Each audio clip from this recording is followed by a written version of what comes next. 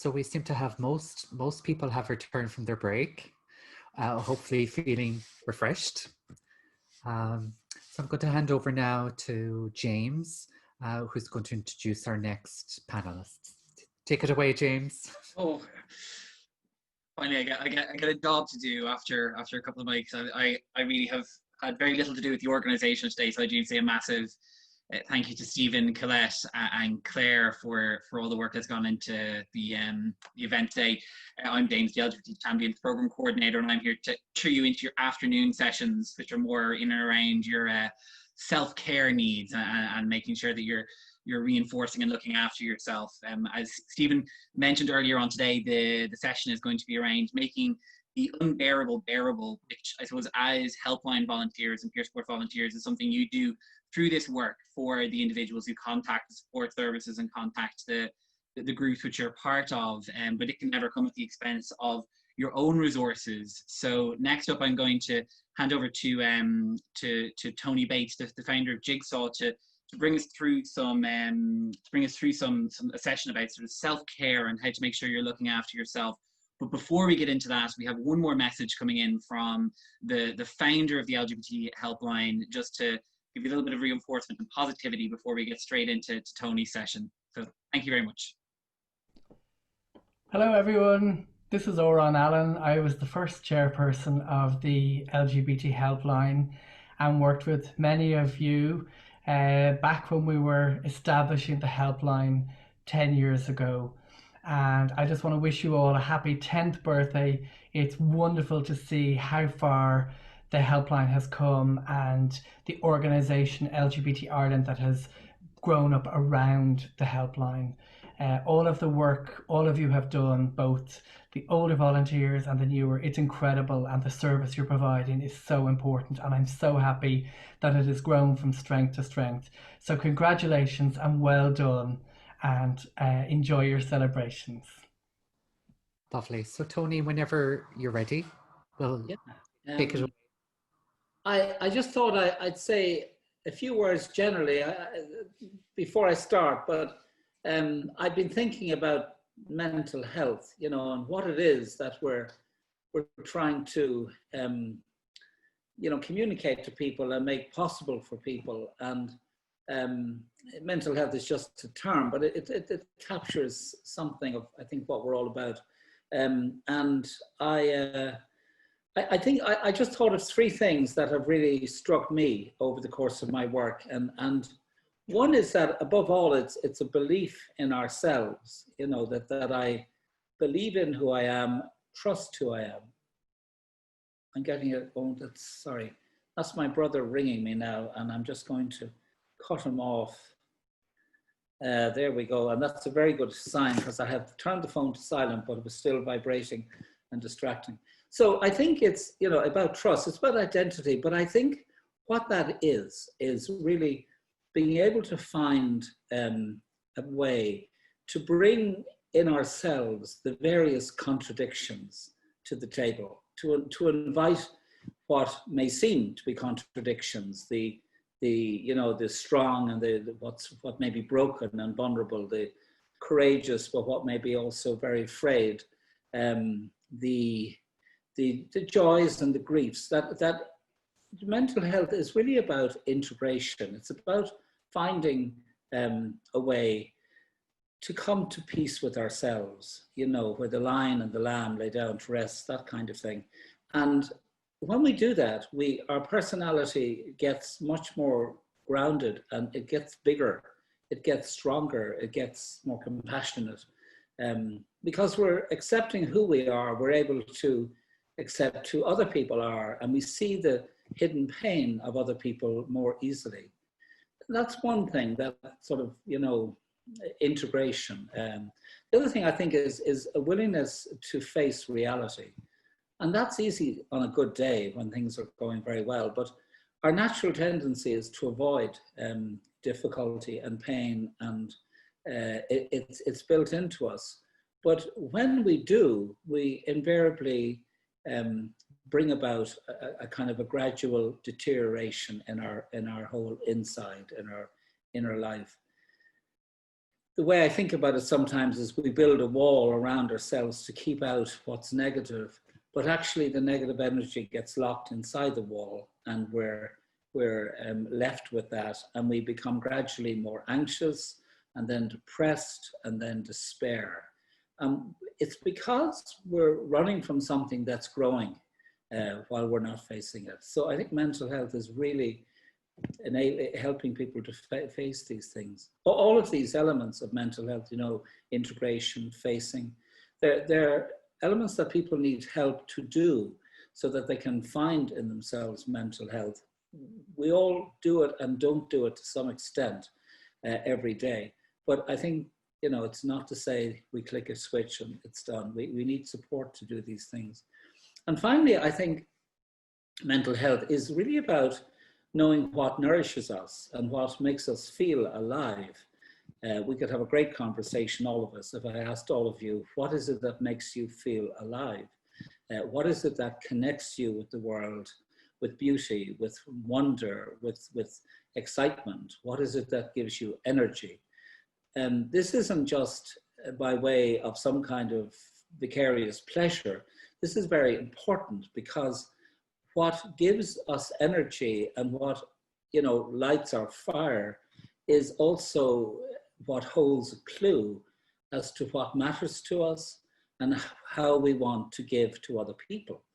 So the things that excite and make me feel alive are things that if I really pay attention, I then want to share with you. And that can become my career, or it can become a way I live with family and friends and my community. But ultimately, I think when, you know, Rumi says, let the beauty that you love be the thing that you do. And I think that's a great way to figure out, what should I do with my life? So I think that, you know, integration, I think engagement, this willingness to engage, knowing life can be very hard at times. And also that with this, so connecting with what is life-giving and letting that kind of lead us in the way we live in the world and the way we give to other people, which I suppose is purpose and meaning.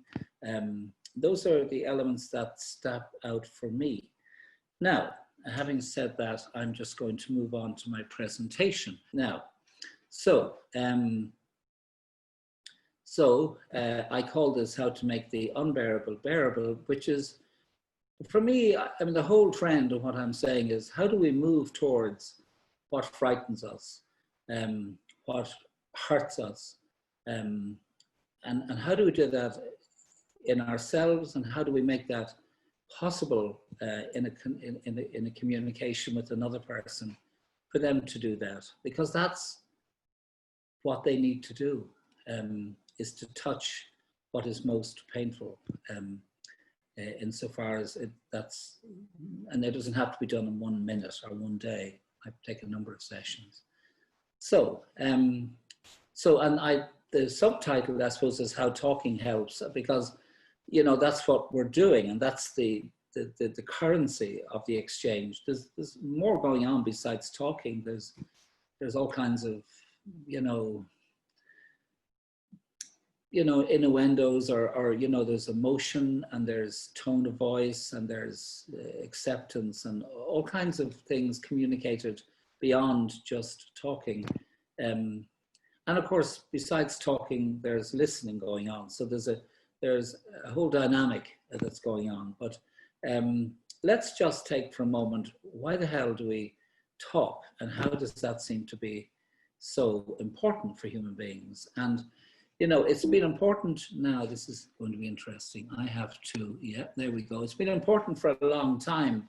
This is ancient Greece. These are not the 4 statues outside of the Shelburne Hotel, although they could be, because they're all slaves, but that's another story. Anyway, this is ancient Greece. And in ancient Greece, all the villages had a designated person who would be the listener for the community. And if you had a problem, or if you had a struggle, or whatever, you went to that person and they listened. And their name was the therapati. They were called the therapati. So that might sound like a familiar word to you.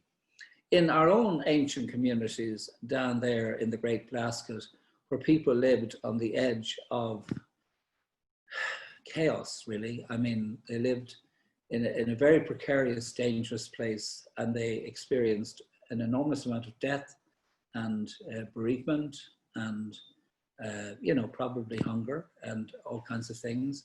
There was no mental health service. There wasn't even church, a community, a priest.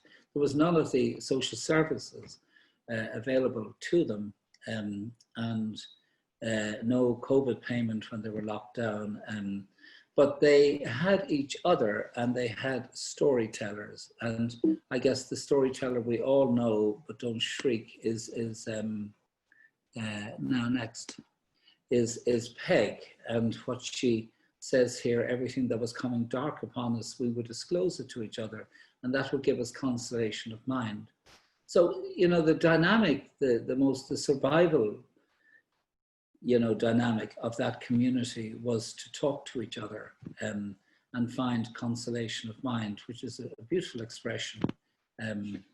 She went on then to say, "Ar Scá Céile Boris Nadini," we lived in the shelter of one another. And I suppose in Macbeth, there's a great line that's often quoted about the importance of talking. It's when Banquo comes back and his family have been slaughtered by Macbeth. Or was it Duncan? I can't remember.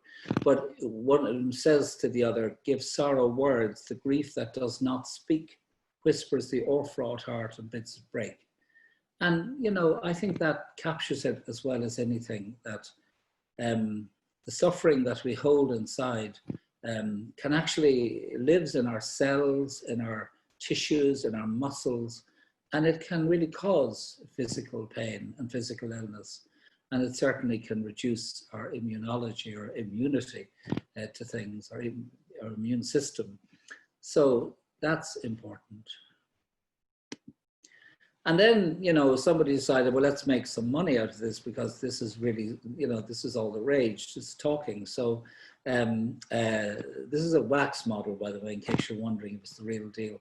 But it's pretty good wax model, I think. But it's, he wasn't in real life very different. He kind of sat just like that, and you didn't know if he was asleep or awake.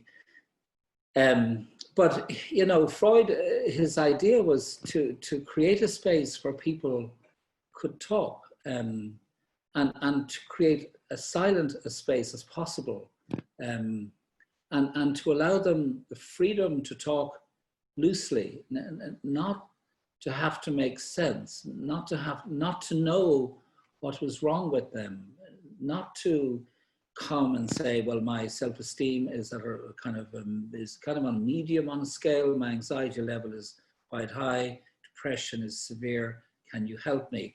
It wasn't that, you know, it was more what life is, that kind of a conversation that was random and often went to and fro and back and forth and circled around issues and would touch into them and then bounce off them. And he might notice, you know, every time we talk to about your friend, you know, you seem to wander off into another tangent somewhere. Is there something about your friend that's hard to talk about? And so Freud began, just by listening to the way people were talking, he began to see the way their minds were working and how they blocked out certain things that were difficult. And all he did was draw their attention to that. He didn't tell them what they needed to talk about. He didn't tell them they had to talk about it. And whilst that, I think, was a great gift to therapy, but it's been kind of forgotten now a lot. It was time consuming, and those sessions necessarily were extended over many years. And we're not really in a position to do that. So we tend to have agendas now. We tend to say, what is it you'd like help with? What would be good to get from this session? Let's focus today. You know, we do that kind of formally or just informally on a telephone. I think we would naturally do that. But there's something, you know, the legacy for me from Freud is that people don't often come with ready-made problems. You know, particularly young men that I would have seen, they just feel it in their body, and they don't have words, they don't have a script, a narrative to explain the way they're feeling, and we need to be okay with that. You know, we get there. You know, then I think we've kind of taken we've deprofessionalized a lot of talking, and we've made it something that people can do for each other and themselves. We're kind of going back to Peg and the Great Blasket, and we have, you know, 12-step programs. We have different self-help groups, peer support groups, and people go and just find that saying to themselves, or saying to one another, to their peers, to people who suffer like them and who know what it is like, that is powerfully healing. And if they can't get to therapy and they can't get to a self-help group, there's always Joe. And there's no shortage of people who get on the phone to Joe to let off steam. And I mean, he has been, except for his behavior vis-a-vis the kids in Galway recently, which really annoyed me, but he seemed to lose his neutrality and got very angry with them. But, you know, overall, he's been tremendous during lockdown in terms of, you know, giving people a platform to talk about very difficult things when they didn't have that platform. And it is really fascinating how much, particularly we Irish need to talk. I don't think we're any different to anyone else, but we sort of value it, and we give people a chance to do that more than other countries. I don't see the same talk shows on BBC. So next, yes. So I guess the message I'm saying is that the stress that is within us and without words tends to break out in symptoms and repeated acts. You know, and what do I mean by symptoms? I mean anxiety, I mean depression, I mean despair, I mean, you know, rumination, obsessionality, behavioral problems. And what do I mean by repeated acts? I think that suffering that has nowhere to go is very often acted out in sometimes a violent way. And by violent, I mean a violence towards the people themselves in acts of self-harm or just self-attacking, you know, that there's a total lack of kindness that there. But again, it's just the pain is so intense and it seems trapped inside them. And they'll do anything. They'll bang their head repeatedly off a wall just to get distraction or relief from that. So my take from all of this is that, going back to mental health, that if you like, mental health is a story that can be told. And that's what we're enabling people to do, is to tell the story of their lives, no matter how broken and, you know, disconnected it might seem to be. As they tell the story of their lives, they begin to make connections and they begin to weave a narrative that makes much more sense. And it just takes a little time to get there. And then the corollary of that, I suppose, is that mental ill health is a story that's never been told. It's the story, it's the suffering in a person's life that remains within and has never been expressed, and, you know, whispers the o'er-fraught heart and bids it break, and the mind can break too.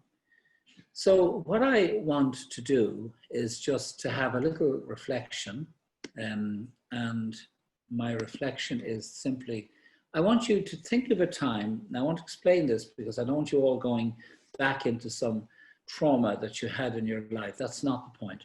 But think of a time when you had some difficulty in your life and you decided to talk to someone. And I just want you to take a moment to remember what it was like to open up to them. And I want you to do this without going back into the issue that led you to talk to someone, but I want you to go into the experience of just trying to talk and open up to them, and how that was. Just for a minute.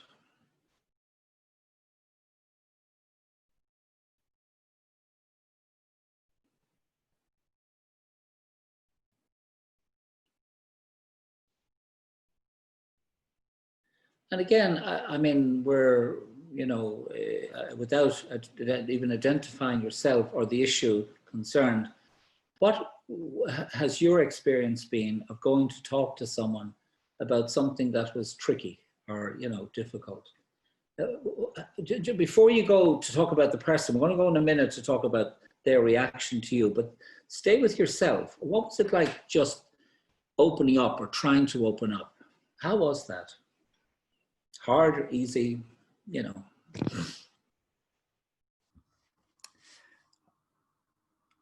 So if people would like to share their reflections with Tony, you have the option to unmute yourself.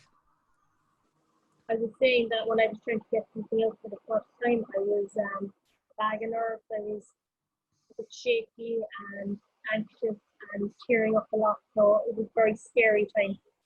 Okay. Thank you. Anyone else?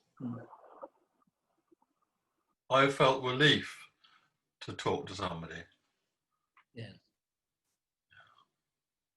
Thank you, Richard.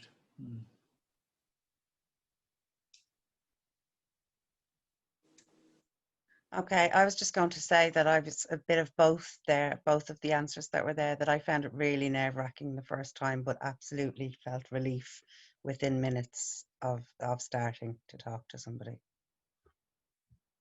That's great. It's great there's the experience of walking through the eye of a needle, feet on the fire, but actually it doesn't last too long. And it's good that we know that for other people, that it is hard, but it won't last. It's not going to, keep that way. Good. Kathy? Yeah, I found that things were explained to me. My feelings and the way I behaved was explained. So that makes sense to me. That's moving into the next part, the next little exercise, which is going to be done in the background in a sort of a, not Mentimeter, but what's the system, Stephen, that we're using? We'd really like your participation. We're going to pause breakout rooms for now. And what I'd ask you to do is on your browser, either on your phone or using your computer, if you go to ahaslides.com, I've put the link in the chat function for you to see it as well, if you need to. So ahaslides.com/LGBT 2020. And we're going to have an interactive session here. So it's up there on the screen for you. You can join ahaslides.com LGBT 2020.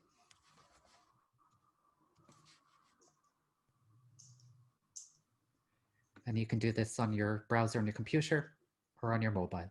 So your responses will start populating here. So we have 3 so far. So keep going. Oh, great. I see it. That's great. Great. So this is live.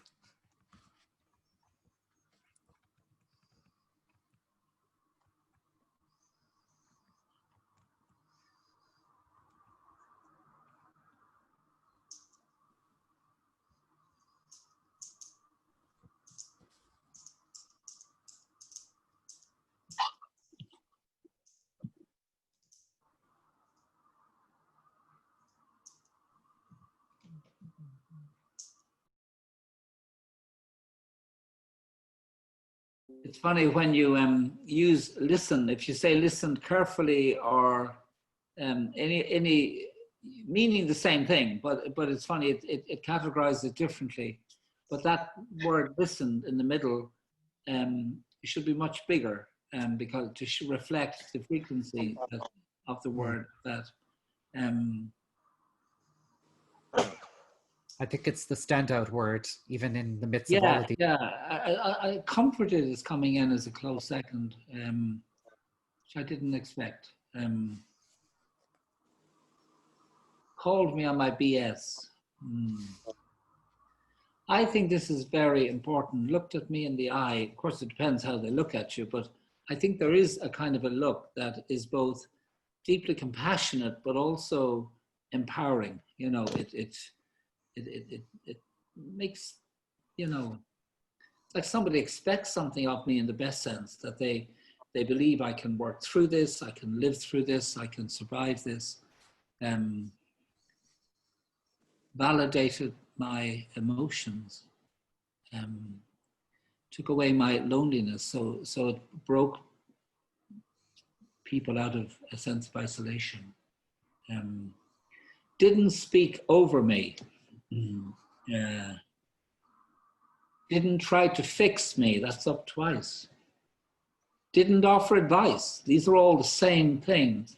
And that's the kind of remarkable quality, because somehow everything in our training seems to be, or, you know, telling us that we should be able to solve problems, that if you're feeling bad, you shouldn't be, because you're not thinking the right way, or you're not just running enough, or you need to get out more, or whatever. So there's a sense that people are waiting often for us to finish talking so they can give us that great advice.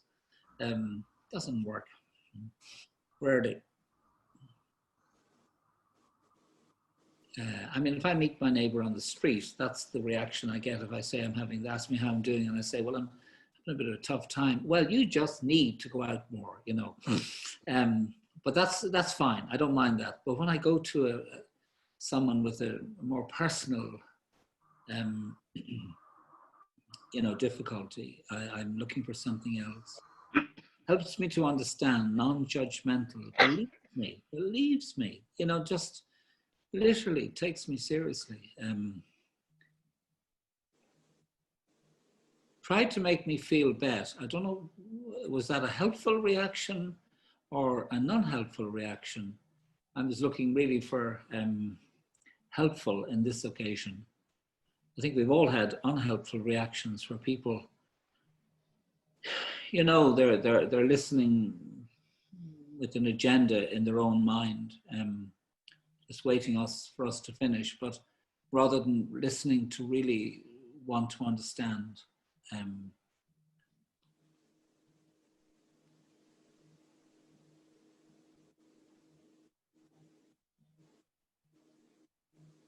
Yeah, listen is getting a stronger endorsement. Okay, well, that's really interesting. Thank you so much for doing that. I think the second question comes up later. So if we can go back, if we can unshare that screen, and if we can go back to me, and I'll bring up my screen, and I'll do, yeah. Okay. So this is my screen, and so that's that, and so let's see, is this moving? Are we okay, guys? Am I sharing? You can see my screen, okay? See that perfect. Okay, so I think that I asked a young boy, obviously whose name is Killian, it was a long time ago, but I asked a lot of young people to draw their experience of mental health, and this is his, and it you know, it doesn't take a Freudian analyst to interpret the thing. You can kind of see, you know, the number of issues that were crowding out his mind. And what struck me was the very cool look on his face. Slightly, you know, unsociable look. If I met him on the street, I might walk across the other side of the road. But, you know, basically very cool. There's no obvious sign of him being very distressed. I think that's a quality that I experienced with a lot of young people, was that most of what they suffered was hidden. And certainly in Jigsaw, where we saw maybe 5,000 a year, you know, families and young people coming in and out. But whenever I was there and I saw these young people, they looked fine. There was nothing wrong with them. They were all happy. They chatted to the receptionist. And, you know, the measures overall of the levels of severity of distress, we were 80% were like severe or very severe, but it was not obvious when they walked in the door. And you know this, but it's worth saying over and over that suffering is hidden, particularly in young people. So now, for some reason it's not letting me move on with my cursor, so I'm having to go in. So what happens when somebody is that anxious? Well, the first thing is their anxiety shuts down our capacity to think and our capacity to connect. When anxiety reaches a certain level, the reflective brain goes offline and the mind moves into survival mode. So somebody like Killian is unable to think about what's happening to him. He cannot reflect because he is in fight or flight mode. I had a man say to me once, Tony, I have 2 nines dialed. That's how I live. And you know, another woman said to me, Tony, I'm constantly looking in other people's eyes for stop and go signals. So they're just trying to survive and not get hurt any further than they've already been. And so the other thing then is that it can also be that our fear of feeling what we feel leads us to suffer more. So when we push our fears away within ourselves, because they seem too much, they and I've mentioned this before, but they gather steam. It's like pushing a ball under the surface of the seawater, and it just simply, the further you push it away, the more energy it gets, and it just catapults up in the air. So I think oftentimes we lead to suffer. And Ordy Lang, who some of you might know, said pain in life is not avoidable, but the pain we create avoiding pain is avoidable. And I have in here, and we'll move that over there, we constantly judge, reject, and push away our pain, which leads to suffering. And maybe our feelings were too much for us to cope with as children. Maybe no one helped us accept some feelings. Maybe in our family or school or community, some things were unsayable. We weren't allowed to say that. I know in my family, it was unacceptable for me to be angry. It was just something we never did. And once I got very angry, and the issue I got angry about was completely ignored, but the fact that I got angry and broke this family rule was a big deal, and I got into big trouble. I got a moral lecture as long as my arm. When I cut off my pain, I cut off part of myself. So, you know, first of all, it's not very successful. It'll always come back to bite me. But also, you know, I'm not fully with myself, and therefore I lack vitality. I feel tired. I feel just not right in myself. So I'm alienated from myself, which is a problem. So I kind of want to bring you back to attachment theory as the absolute basic, you know, theoretical point from which I work with people, and I think really underscores what you do very well. And it basically, you know, when Freud was around, Freud had the idea that we did everything to get sex or food, okay? And if you gave me sex or food or both, I was going to be your pal. You know, I would connect with you, and I'd even form a relationship with you. You know, blow in my ear and I'll follow you anywhere, okay? What Bowlby found, and it's a whole other story how he found it, was that actually, you know, satisfying our primary instinctual needs is not what is fundamental for human beings. What's much more important and fundamental is safety. So that human beings of whatever age they are, when threatened, ill, tired, or vulnerable, seek a relationship with someone wiser, stronger, with whom, well, that's interesting, with whom what? With whom they feel safe. In children or with severely stressed adults, physical proximity is sought. When stress is low, a phone call or even a photo can suffice. So, you know, when it's not, but the more stress we have, the more contact. So someone like Killian, who might be scared to death of contact because he's had bad experiences of it, but he is someone who probably would seek a physical proximity because he is in such a state. Someone else, a phone call is absolutely more than sufficient. But some people you meet may need something more. Without being able to feel safe, we can't explore what may be upsetting us or see possible solutions. That's the whole notion when our mind is, you know, when we're completely anxious, our creative mind has gone offline. When we're in a secure relationship, we can think creatively, we can explore. And a secure child, when you see them, is one that can leave the parent or the carer and explore the world in a very curious, happy way. An insecure child is someone who needs to keep reassuring themselves that the carer is present, and so they cling and cling, and they're reluctant to move. Okay. So how can we come together? How can I come together in myself and feel real? If I've been alienated and cut off and feeling anxious, how does it work?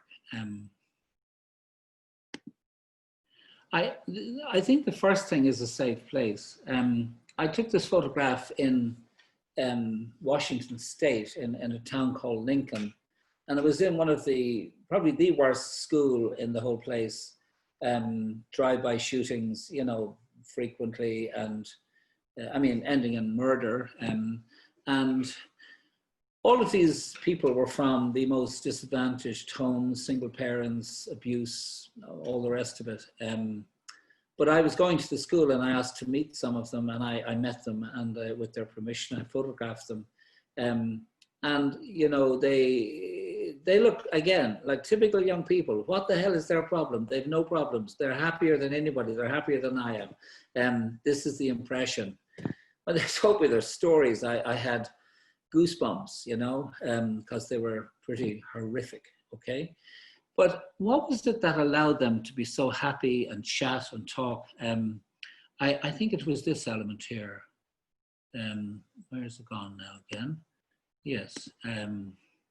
Yeah, that there was the principal. That was his office. And he was a very creative principal, one of these iconic, great principals. He had 700 in school. The teachers paid for them to get music lessons. I mean, they had skin in the game, but they were great. But they knew they could come into his office and meet and chat and talk, and he would work away. I was there at that time, so he was kind of chatting to them, you know. But again, that is that safe adult that allows someone to just relax, you know. And I think that for us, the presence of someone I trust makes it possible to face what was too frightening to face on my own. I want to give you, yeah, so, and that someone is someone who listens, okay? And that someone is someone who allows me to hear myself think. I think it's very important. I don't think we're listening in order to hear somebody. Well, we are, but we're listening more importantly to allow them to hear themselves. Now, I want to tell you a story about this that I thought was pretty to the point. So my mother, she died just a little while back, but she died happily and well, and she was 90 and so on. But she was in Clontarf hospital, the rehab hospital there. And CRCs, or I don't know, she'd fallen and broken her back. And I went to see her regularly. But one night I went to see her and she said, oh, I was dying to talk to you. I'm so glad you came in. And it was a Saturday evening and I'd been thinking of not going in because you get tired going to visit old relatives, you know the feeling, no matter how much you love them. And it's Saturday night and I wanted to do other things. But I went in and I was so glad I did because it was the best conversation we ever had. And she said, you know, I want to talk about something. And I said, fair enough, just what you want to talk about. And she said, I think I want to die. She said, I'm not frightened of it. And I think I'm ready.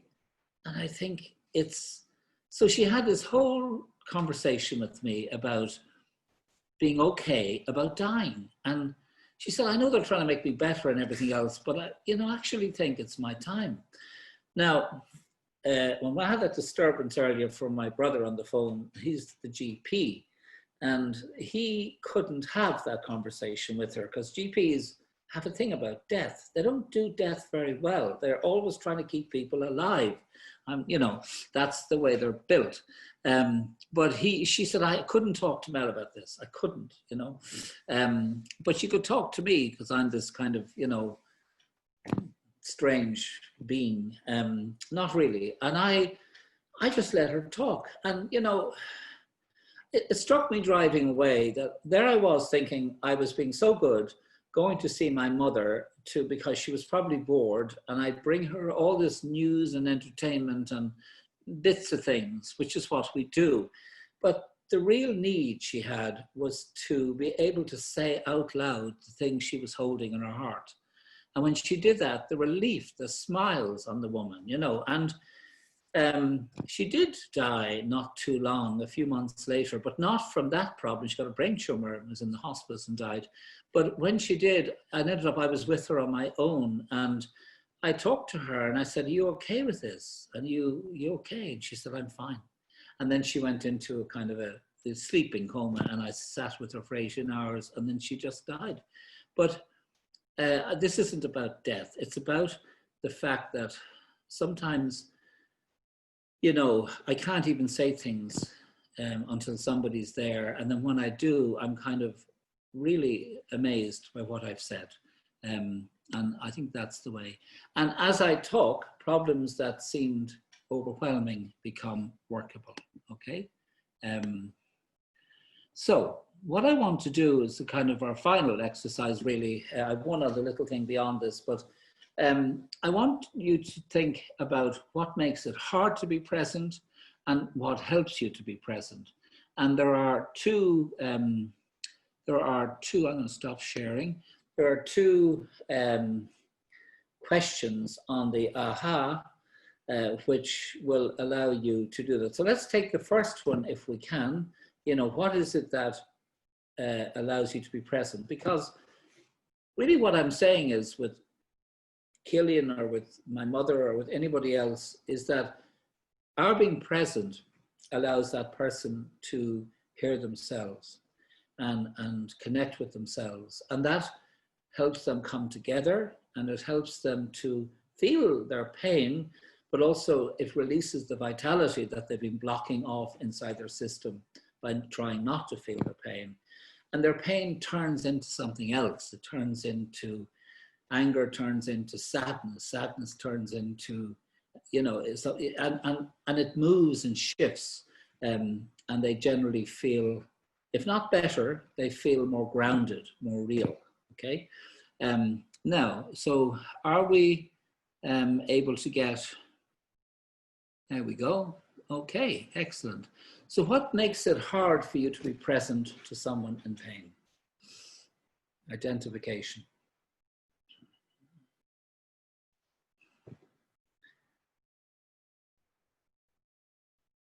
Awkward. Feeling helpless. Not minding myself. So losing yourself in someone else's distress.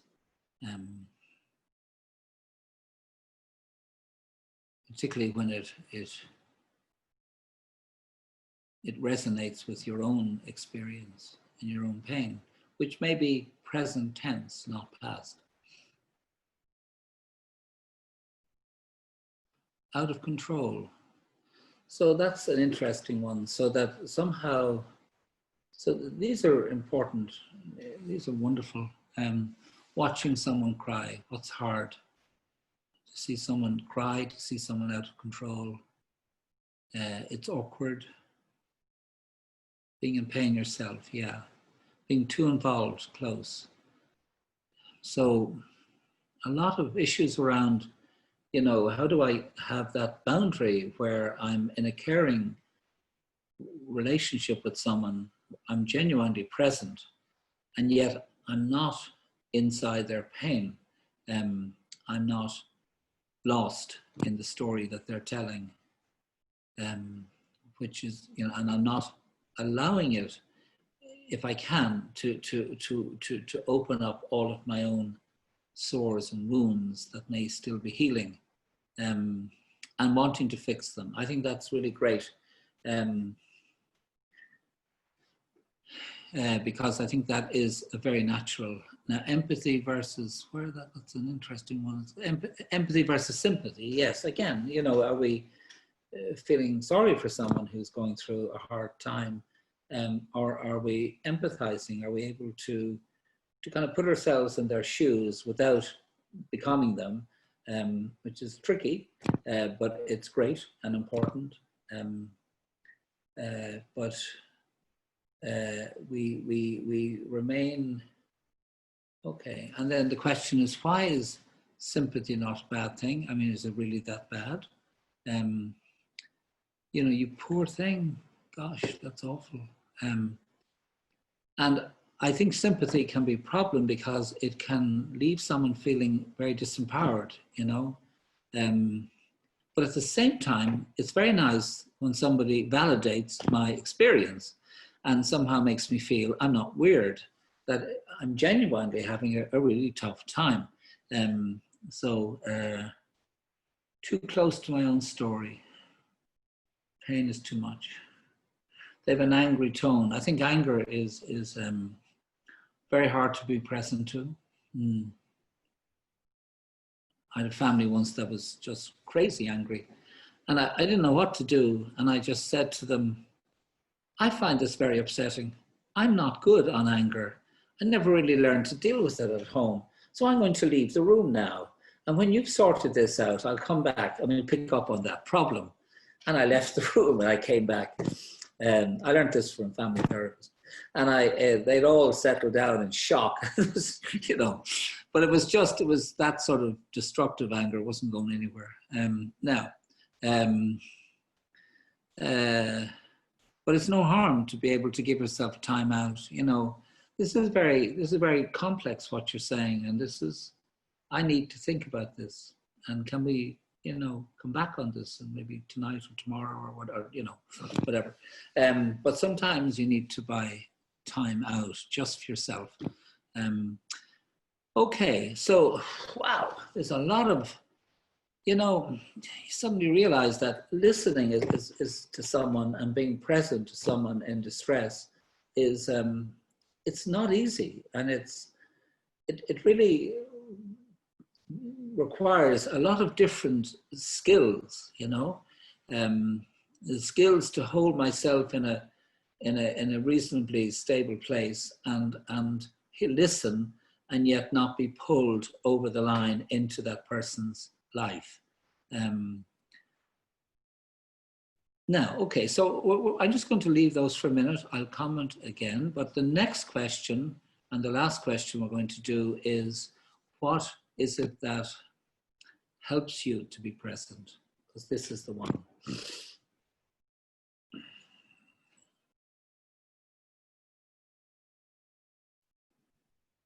So you're stepping into a session on the phone or whatever situation you would be in, and you have to be present. What is it that helps you to be present? Thinking, this is what empathy, thinking I can fix it. Wow, I would have thought thinking I can fix it. I rarely feel that I know what will fix it, but I know I can help by being there, and they may come up with the solution they need to fix it. So it's putting, I don't know if that's what you meant, but no distraction, grounding. Now, grounding is coming out very strong here.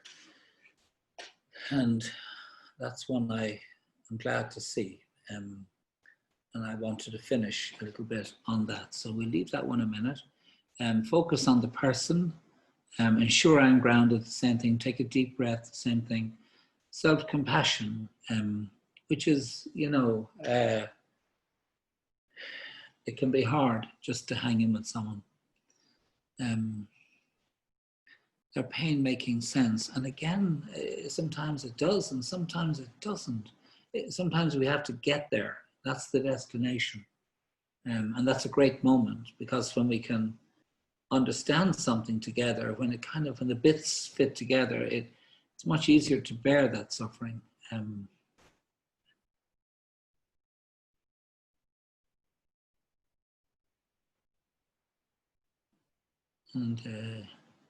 ensure I'm okay first, confidence in myself. Again, these are all self-grounding kind of things. Don't relate it to me. And again, so it's even though it may resonate with me, it's not my experience. And it is their life. And I need to believe at some deep level that they can not just cope with this, but they can grow through this. You know, that you know, whatever, we all have a path in life. Well, this path is their path at the moment. They're in an awful piece of it, but I can't put them onto some other path. This is the only one they have. So we have to go through this together. Mindfulness. Glad somebody's doing that. Here's pretty good. Taking deep breaths, breathing exercises, again, similar things. Listening deeply. Okay, so what I'm going to do, thank you so much. These are really rich and generous and honest and open, and thank you for those. I'm going to unshare the screen and go back to my own thing. I'm nearly done, but I want to kind of show you what I do in order to be present and get you to do it. And see if it's in, or get you to try it and see that does that help you. This is the quickest and the dirtiest introduction to mindfulness you're ever going to get. You are sharing your screen. How did I end up doing that? Oh yeah, what makes sure that's it there? Yeah. So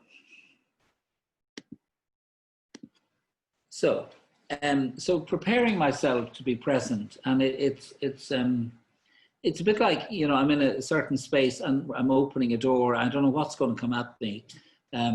So what do I do? And so what I do is, we can just go through this. I've taken 5 pictures. These are the 5 steps I take.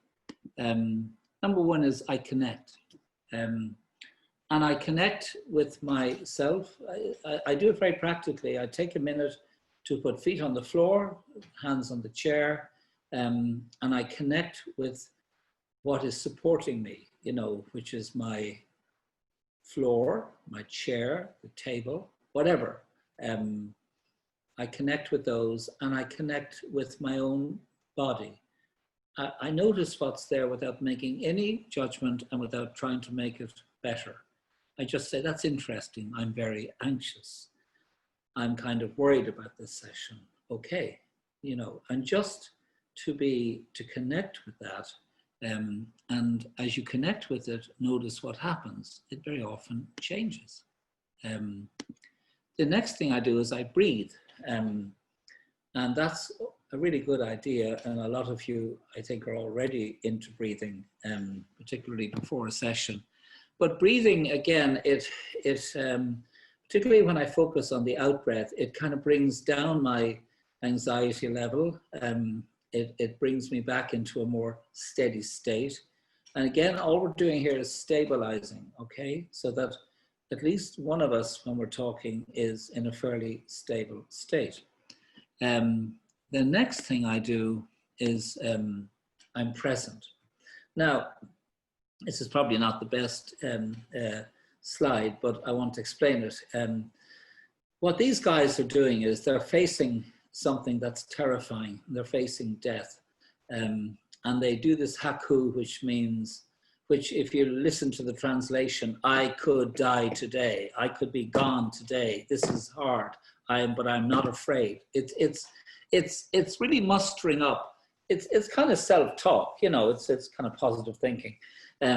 But more than ever, it's an attempt to be present to the enemy or to what they're afraid of. So they're deliberately choosing to be present, and I think that is the way what we have to do.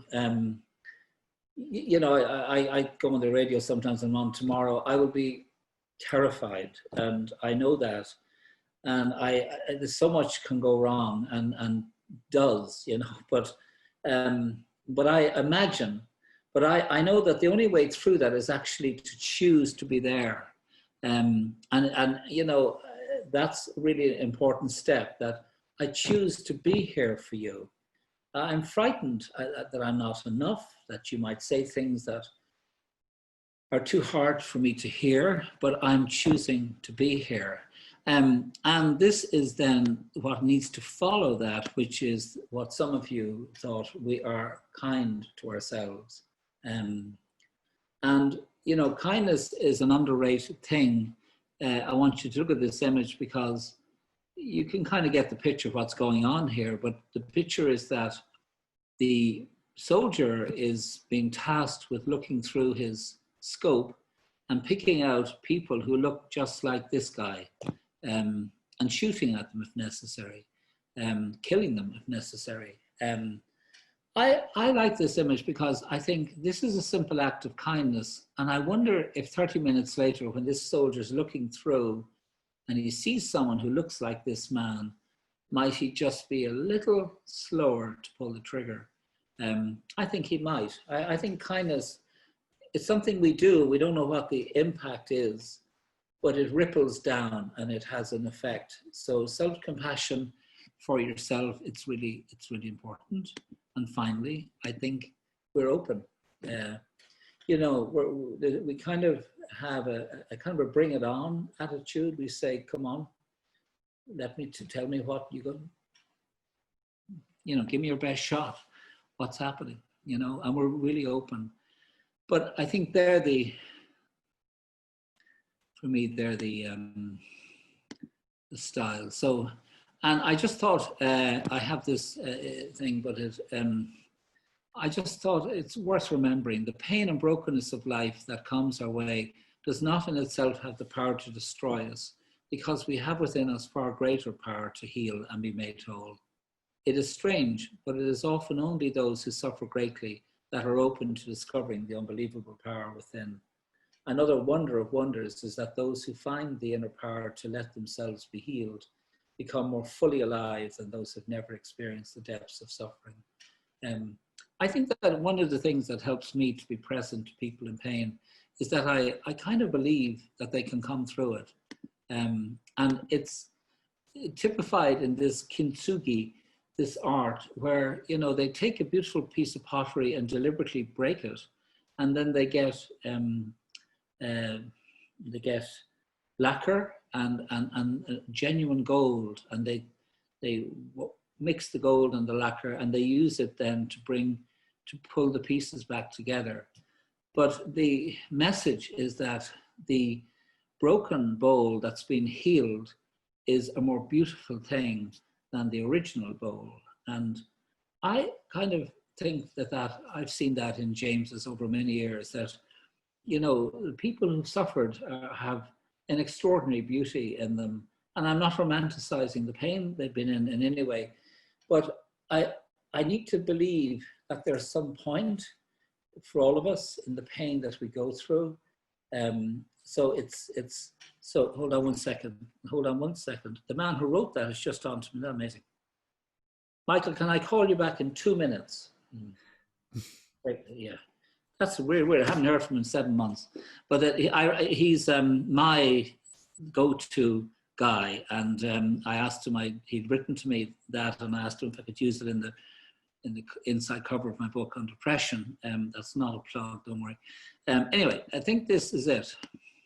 Yeah, okay, so that's my lot, and I hope it's been of some help, and it's at the end of a long day, so thank you for your attention. If there's any question or two you can ask, but I think you may have to go and move on. I don't know what's happening. So thank you so much, Tony. Thank you, Stephen. I love to be here. Love that you shared that we have the immunity to many things, and I will certainly take that we have that immunity to many things, and I know that from the nature of the calls and that we take on the helpline. that other people have that immunity too, and we believe that, I think. So thank you. I mean, you know, I have my own struggles in life, and some of you have those. But, you know, when I look back, the people in James's, I was there 30 years, and then I worked with some young people, and all of those people were the people who healed me. You know, that many of them were in situations that I could not have coped with, and without a doubt. But they showed me how to cope, and they gave me confidence. And without knowing it, again, this is reflection now. I thought I was the guy doing all the good work here, but I look back and realized they made me whole, and I learned so much. So it sounds totally unprofessional and self-centered, but sometimes it's not a bad idea to bring to your, you know, to bring that to every encounter. What can this person teach me? What's in it for me? You know, what can I learn from this person? You know, not just how can I help them, but what can I learn from them? So that's our takeaway. Okay, listen, God bless you. Thank you, guys. Okay, cheerio. Lovely to meet you all. Bye-bye. Thank you very much, Tony. Okay, thank you so much.